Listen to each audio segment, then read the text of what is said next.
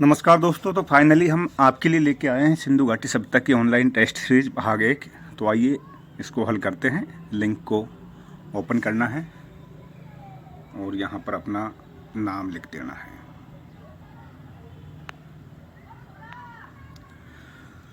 नाम लिख के प्रारंभ कर देना है।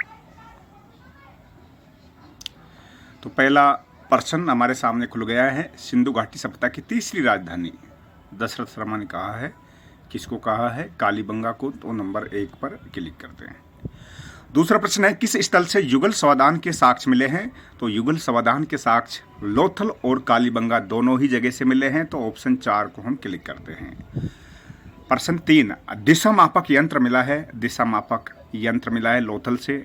तो 3 नंबर ऑप्शन को हम क्लिक करते हैं। चौथा प्रश्न है, सारगोन अभिलेख कहां से मिला है जिसमें मेलुहा का उल्लेख सिंधु घाटी सभ्यता से व्यापारिक संबंधों का संकेत देता है? तो मेसोपोटामिया से मिला है। ऑप्शन 2 को हम चयन करते हैं।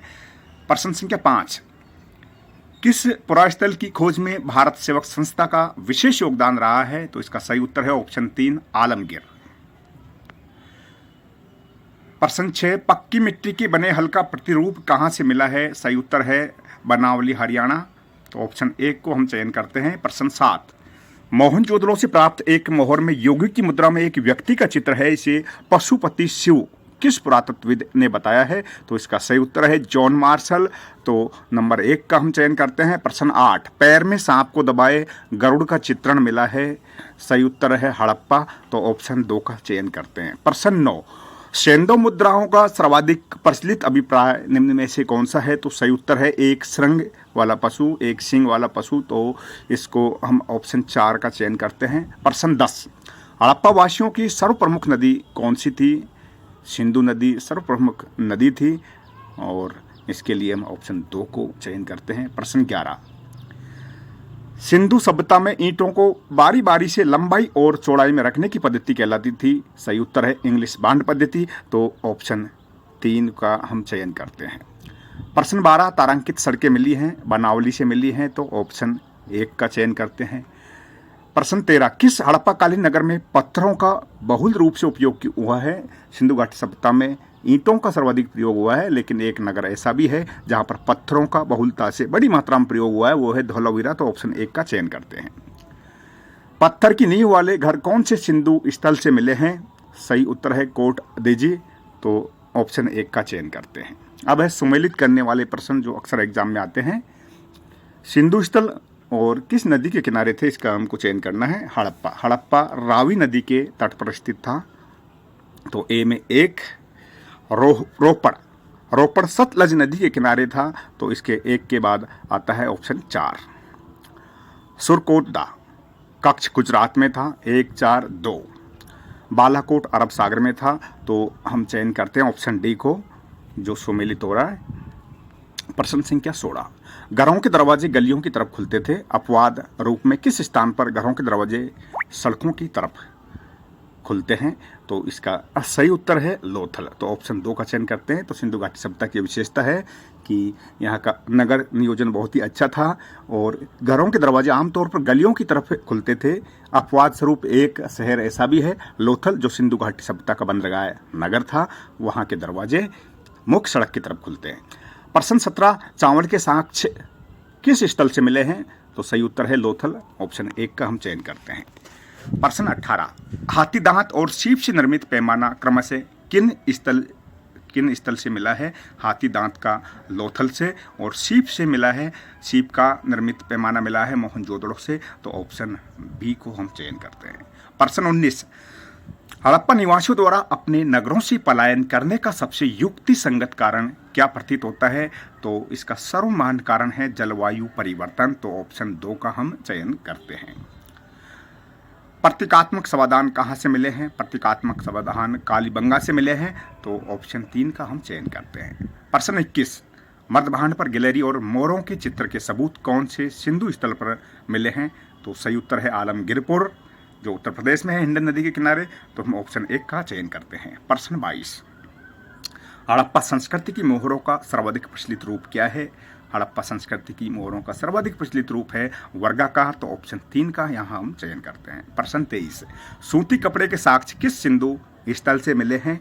तो सही उत्तर है मोहनजोदड़ो। तो सर्वप्रथम भारत में ही कपास की खेती शुरू हुई थी और इसके प्रमाण सबसे जो प्राचीन सूती वस्त्र का जो टुकड़ा मिला है मोहनजोदड़ो से मिला है।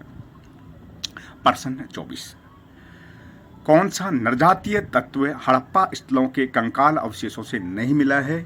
तो मानव का जो नरजातीय समूह है उसमें से निग्रोटो वाला कंकाल समूह यहाँ से नहीं मिला है। प्रश्न 25, हड़प्पा सभ्यता का कौन सा नगर 3 भागों में विभाजित था? सही उत्तर है धोलावीरा, तो ऑप्शन 4 का चयन करते हैं। प्रश्न 26, जल निकासी प्रणाली का अभाव कौन से सिंधु स्थल पर देखने को मिलता है? सिंधु घाटी सभ्यता की ये प्रमुख विशेषताओं में से एक है कि यहाँ पर जल निकासी की उचित व्यवस्था थी, लेकिन एक शहर ऐसा भी है जहाँ से जल निकासी प्रणाली का अभाव देखने को मिलता है, तो वो स्थल है बनावली, हरियाणा, तो ऑप्शन 1 का हम चयन करते हैं।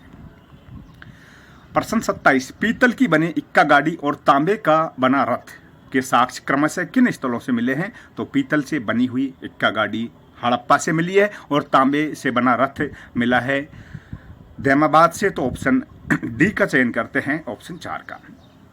प्रश्न 28, हड़प्पा में प्रशासनिक व्यवस्था जनतांत्रिक पद्धति पर आधारित थी, ये किस विद्वान ने कहा था? तो इसकी एक ट्रिक है, हंटर का जनतंत्र और मेके का प्रतिनिधि हड़प्पा में प्रशासनिक व्यवस्था देखता था। हंटर का जनतंत्र और मेके का प्रतिनिधि, तो जनतांत्रिक व्यवस्था है हंटर की। हंटर के अनुसार हड़प्पा में प्रशासनिक व्यवस्था जनतांत्रिक पद्धति पर थी। प्रश्न 29, हड़प्पा में प्रशासनिक व्यवस्था प्रतिनिधि शासन पर आधारित थी, तो इसका उत्तर है अर्नेस्ट मेके का प्रतिनिधि, तो हम ऑप्शन 3 का यहाँ चयन करते हैं। प्रश्न 30, आलमगीरपुर किस नदी के तट पर स्थित है? तो ये हिंडन नदी के तट पर है उत्तर प्रदेश में, तो हम ऑप्शन 2 का चयन करते हैं। प्रश्न 31, सर्वप्रथम हड़प्पा सभ्यता की जानकारी किसने दी थी? सर्वप्रथम हड़प्पा सभ्यता की जानकारी चार्ल्स मैसन ने दी थी, ऑप्शन 2 का हम यहाँ पर चयन करते हैं।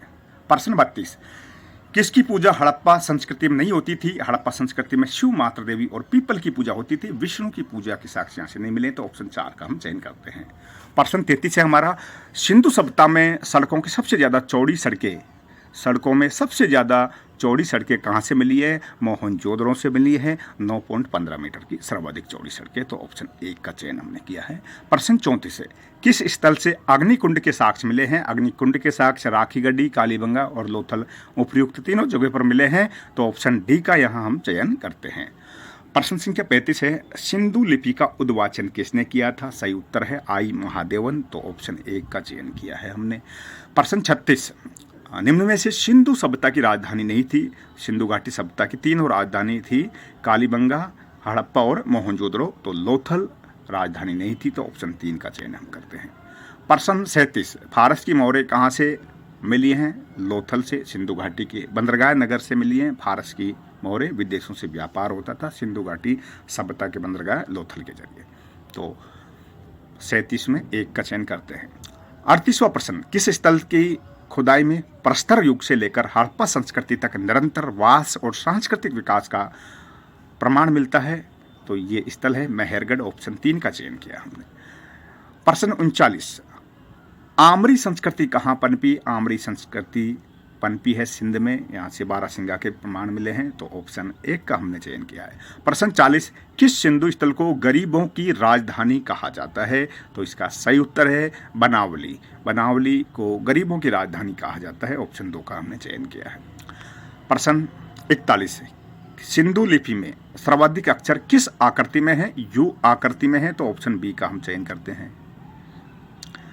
सिंधु और सुमेरियन, प्रश्न 42 है, सिंधु और सुमेरियन सभ्यता में क्या समानता थी? अन्न भंडार प्रणाली समान थी यहाँ पर, तो ऑप्शन बी 2 का चयन किया है।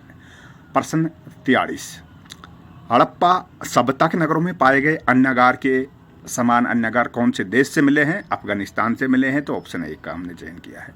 प्रश्न 44 है, निम्नलिखित में से किस संदर्भ में विभिन्न हड़प्पा युगीन स्थलों में सुस्पष्ट एक रूपता पाई गई है जो सिंधु सभ्यता की प्रमुख विशेषता भी है? हड़प्पा नगरों में सभी नगरों में समान विशेषता एक रूपता पाई गई है वो है नगर नियोजन के संबंध में, जो इसकी प्रमुख विशेषता है। तो हम ऑप्शन 3 का चयन करते हैं। प्रश्न संख्या 45 है, सुमेलित करने वाला बहुत ही शानदार प्रश्न है। सिंधु सभ्यता के पतन के कारण और विद्वानों के विभिन्न कथन हैं इनसे संबंधित। तो सिंधु नदी की बाढ़ सिंधु सभ्यता का पतन का कारण बताया है मार्शल और मेके ने। तो ए में 4 बाहरी आक्रमण बताया है गार्डन चाइल्ड और हिलर ने। तो 4 के बाद 2 जलवायु परिवर्तन बताया है ऑरेल स्टाइन ने। 4, 2, 1 और भूतात्विक परिवर्तन बताया है राइट्स और डेल्स ने। तो हमारे पास जो ऑप्शन आ रहे हैं 4, 2, 1 और 3, इसलिए हम डी का चयन करते हैं। प्रश्न 46 ऊंट की अस्थियों के अवशेष मुख्यतः कहां से मिले हैं? तो सही उत्तर है कालीबंगा से। तो ऑप्शन 4 का हमने चयन किया है। प्रश्न 47 बहुत ही अच्छा प्रश्न है। पंचतंत्र में वर्णित धूर्त लोमड़ी की कहानी को प्रस्तुत करती चित्रकारी वाला मर्दभांड कौन से सिंधु स्थल से मिला है? तो इसका सही उत्तर है लोथल। ऑप्शन 1 का हमने चयन किया है। प्रश्न 48 निम्न में से मोहनजोदड़ो का उपनाम नहीं है। तो मोहनजोदड़ो के उपनामों में प्रेतों का टीला सही है, मुर्दों का टीला भी कहा जाता है। सर्वाधिक 42 मानव कंकाल मिले हैं मोहनजोदड़ो के टीले से, इसीलिए इसको मुर्दों का टीला कहा जाता है, प्रेतों का टीला कहा जाता है। सिंध का बाग भी कहा जाता है, सिंध का नखलिस्तान भी कहा जाता है। समृद्धों को शहर नहीं कहा जाता, इसलिए ऑप्शन डी का 4 का चयन करते हैं। प्रश्न है 49 गरीबों की नगरी किस स्थल को कहा जाता है? तो गरीबों की नगरी कालीबंगा को कहा जाता है, इसलिए ऑप्शन 1 का हम चयन करते हैं। अब अंतिम प्रश्न है किस स्थल पर कब्रिस्तान एज संस्कृति के अवशेष मिले हैं? तो इसका सही उत्तर है हड़प्पा। तो ऑप्शन 1 का चयन करते हैं। अब सभी प्रश्नों के उत्तर देने के बाद हम इसको जमा करते हैं, सबमिट करते हैं। तो ये हमने सबमिट कर दिया है और हमारा स्कोर आया है 100%। 100 में के 100 अंक हमको मिले हैं। अब एक बार हम इनको देख लेते हैं, व्याख्या में क्या क्या बताया गया है ये भी आप पढ़ लें ताकि कुछ एक्स्ट्रा नॉलेज आपको मिल जाए। जैसे पहला प्रश्न है सारगोन अभिलेख कहाँ से मिला है जिसमें मेलुहा का उल्लेख सिंधु घाटी सभ्यता से व्यापारिक संबंधों का संकेत देता है? तो व्याख्या में है मेलुहा प्राचीन शब्द है जिसका उपयोग मेसोपोटामिया के अभिलेखों में सिंधु घाटी सभ्यता को दर्शाने के लिए किया गया है। तो सिंधु घाटी सभ्यता के लिए मेसोपोटामिया के अभिलेखों में मेलुहा शब्द का प्रयोग किया है। सिंधु सभ्यता में सड़कों में सबसे ज्यादा चौड़ी सड़कें कहां से मिली हैं? मोहनजोदड़ो से मिली हैं, 9.15 मीटर चौड़ी सड़कें। ऊंट की अस्थियों के अवशेष मुख्यतः कहां से मिले हैं? ये कालीबंगा से मिले हैं। ऊंट की हड्डियां बड़ी मात्रा में कालीबंगा से पाई गई है, लेकिन किसी भी मुद्रा पर ऊंट का चित्र नहीं मिला है, ध्यान रखना। घरों के दरवाजे गलियों की तरफ खुलते थे, अपवाद रूप से किस स्थान पर घरों के दरवाजे सड़क की तरफ हैं? तो इसका सही उत्तर है लोथल।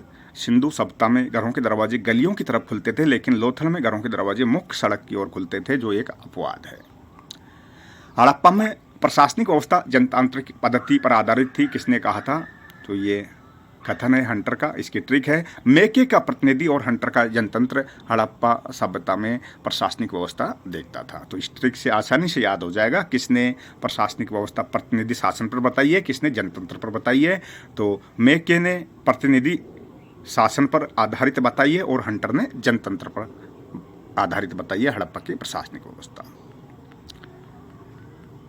इसके बाद जल निकासी प्रणाली का अभाव कौन से सिंधु स्थल पर देखने को मिलता है? तो सिंधु घाटी सभ्यता में जल निकासी की उचित व्यवस्था थी, जिसमें घरों से निकलने वाले गंदे पानी को सोखने के लिए नालियों का निर्माण किया गया था। ये नालियां सड़कों के नीचे बनी मुख्य नाली से जुड़ी थी, जो शहर के बाहर पानी को निकाल देती थी। लेकिन बनावली में जल निकासी प्रणाली का अभाव था, जो इस सभ्यता के अन्य नगरों से एकदम अलग था, अपवाद स्वरूप।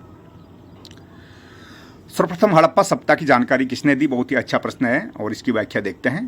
तो जानकारी सबसे पहले दी थी चार्ल्स मैसन ने 1826 में एक ब्रिटिश खोजकर्ता और सैनिक चार्ल्स मैसन ने पहली बार हड़प्पा के टीले का वर्णन किया था। हालांकि उस समय उनका ध्यान पुरातत्व पर नहीं था। 1875 में कनिंघम ने हड़प्पा की एक मोहर का उल्लेख किया था, जिसने उसे एक विदेशी मूल की मोहर माना था। तो इन्होंने भी हड़प्पा पर विशेष ध्यान नहीं दिया था, इसके पुरातात्विक महत्व को ये नहीं पहचान पाए थे। 1921 में दयाराम साहनी ने हड़प्पा की खोज की और सर्वप्रथम उत्खनन कार्य करवाया। उसके बाद 1924 में जॉन मार्शल ने आधिकारिक तौर पर सिंधु घाटी सभ्यता की खोज की घोषणा की थी। संपूर्ण विश्व के समक्ष सिंधु घाटी सभ्यता की आधिकारिक तौर पर खोज की घोषणा 1924 में की गई थी जॉन मार्शल ने, जो उस समय भारत के पुरातात्विक विभाग के डायरेक्टर थे। प्रश्न 17, हाथी दांत और सीप से निर्मित पैमाना क्रमशः किन स्थल से मिला है? तो हाथी दांत से निर्मित पैमाना मिला है लोथल से और सीप से निर्मित मोहनजोदड़ो से। लेकिन ध्यान रहे, हाथी के अवशेष रोजदी से मिले हैं। लोथल से हाथी दांत और मोहनजोदड़ो से सीप से निर्मित पैमाना मिला है, लेकिन हाथी के अवशेष रोजदी से मिले हैं। हड़प्पा संस्कृति की मोहरों का सर्वाधिक प्रचलित रूप क्या है? तो इसका सही उत्तर है वर्गाकार। अब इसको एक ट्रिक के माध्यम से हम जानते हैं। ट्रिक है, मोहन वर्गाकार सील चोर कर ले गया। मोहन वर्गाकार सील चोर कर ले गया। मोहन से तात्पर्य मोहर, वर्गाकार से इसकी वर्गाकार आकृति है। सील चोर में सील से तात्पर्य है हड़प्पा सभ्यता की सीलें, और चोर से तात्पर्य चौकोर आकृति में। तो हड़प्पा सभ्यता में जो मोहरें थी वर्गाकार आकृति में थी और सीलें थी वो चौकोर आकृति में मिली थी। हड़प्पा से मोहरें वर्गाकार आकृति में और सीलें चौकोर आकृति में अधिकतम मिली हैं। तो इस ट्रिक के माध्यम से कोई कन्फ्यूजन नहीं होगा। मोहन वर्गाकार सील चोर कर ले गया। मोहन से मोहर वर्गाकार आकृति में, सील चोर से चौकोर आकृति में। आलमगीरपुर किस नदी के किनारे है? आलमगीरपुर सिंधु घाटी सभ्यता का एक महत्वपूर्ण पुरातात्विक स्थल है जो उत्तर प्रदेश के मेरठ जिले में स्थित है। यह हिंडन नदी के किनारे बसा हुआ है, जो यमुना की एक सहायक नदी है। प्रतीकात्मक समाधान कहां से मिले हैं? तो प्रतीकात्मक समाधान मिले हैं कालीबंगा से। अब देखते हैं कहां से किस प्रकार के समाधान मिले हैं। हड़प्पा से मिले हैं आंशिक समाधान। मोहनजोदड़ो से मिले हैं कलश समाधान। मोहनजोदड़ो और सुरकोतला से कतिपय कलश समाधान के प्रमाण मिले हैं। इन कलशों को मार्शल और मैके ने प्रतीकात्मक समाधान माना है, लेकिन व्हीलर और पिगट जैसे विद्वानों ने मानव अस्थियां न मिलने के कारण इन्हें शोकपीठ कहा है। इस प्रकार मोहनजोदड़ो और सुरकोतला से जो कलश समाधान मिले हैं ये शोकपीठ कहलाते हैं, न कि प्रतीकात्मक समाधान, क्योंकि इन कलशों में मानव की अस्थियां नहीं मिली हैं। तो हड़प्पा से आंशिक समाधान, मोहनजोदड़ो से कलश समाधान और कालीबंगा से मिले हैं प्रतीकात्मक समाधान। प्रतीकात्मक समाधान क्या होते हैं? कालीबंगा में शवों को दफनाने के बजाय कुछ प्रतीकात्मक वस्तुएं जैसे कि बर्तन, आभूषण या अन्य वस्तुएं कब्रों में रख दी जाती थी। इसे प्रतीकात्मक समाधान कहा जाता है। लोथल से युगल समाधान मिले हैं। लोथल से किस प्रकार के समाधान मिले हैं? युगल समाधान के। किस स्थल से युगल समाधान के साक्ष्य मिले हैं? तो लोथल और कालीबंगा दोनों जगह से युगल समाधान मिले हैं। लोथल से 3 युग्म समाधियां और कालीबंगा से 1 युग्म समाधि के साक्ष्य मिले हैं, जो सती प्रथा का भी संकेत देती हैं। युगल समाधान में स्त्री पुरुष को साथ साथ दफनाया जाता है। चावल के साक्ष्य किस स्थल से मिले हैं? तो लोथल से चावल के साक्ष्य मिले हैं और रंगपुर से चावल की भूसी प्राप्त हुई है, चावल का छिलका। सिंधु सभ्यता की राजधानी नहीं थी, तो इनमें से 3 राजधानियां थी सिंधु सभ्यता की, कालीबंगा, हड़प्पा और मोहनजोदड़ो। लोथल नहीं थी।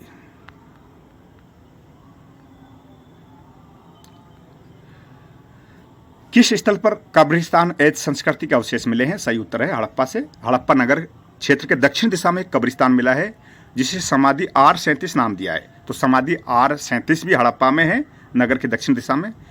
इसके अतिरिक्त हड़प्पा से 1934 में एक अन्य समाधि मिली है जिसे समाधि H नाम दिया है। तो ये H संस्कृति के अवशेष मिले हैं हड़प्पा से।